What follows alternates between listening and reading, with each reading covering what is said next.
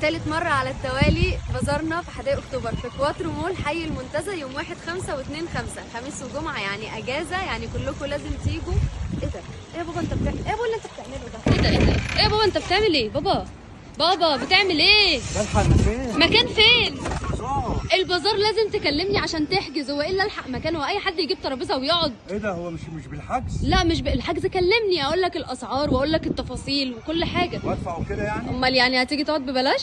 طب وهتعرض منتجك ببلاش؟ يعني انت عندك حاجات عايز تبيعها هتبيعها ببلاش؟ لا انا قلت اجي احجز مكان وترابيزه وكده في البازار لا بتاعي. طبعا، اصل لا. اليوم اللي فات كان ضرب النار وكان فيه بيع وشراء كتير قوي. ايوه ماشي، ما انت علشان بقى لو عندك حاجه عايز تبيعها، عندك محل، عندك ستور، عندك مصنع، تاجر، اي حاجه عايز تبيعها كلمني علشان تحجز مكان معايا في البازار يوم 1/5 و2/5.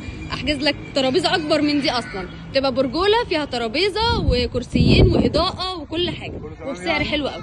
طيب ابعتي لي الارقام بتاعتك. حاضر. على اساس عليك أحط. لازم تكلمني، مش عشان بابا ما تكلمنيش. خلاص هكلمك واحجز معاك واحول لك الفلوس. ايوه كده، لكن ايه، هو اي حد يجيب ترابيزه؟ يلا قبل ما المول يطردنا من هنا، نرجع الحاجه مكانها. يلا بقى هنطرد يا بابا، هنطرد. انا بحسب بقى بالحجز كده. لا يلا.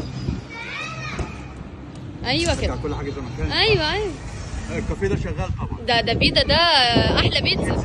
والكيدز اريا شغال. احفادي معايا. احفادك هيتبسطوا اليوم ده، وبيعملوا عروض حلوه يوم البازار. طب زي الفل. وبيدا بيعمل عروض حلوه يوم انا البازار. جاي ان شاء الله. وكافيه مكاني بيعمل عروض حلوه يوم البازار. مكاني ده وفي مهم. حفلات. كمان؟ اه لا خلاص انا جاي. يومين بتوع البازار في حفلات وفي شويات للاطفال وفي مسرح عرايس وفي كل حاجه. طب انا جبت الترابيزه، هو بقى كان لازم اكلمك وكده يعني. كلمني واحجز لازم يعني مكانك. ايوه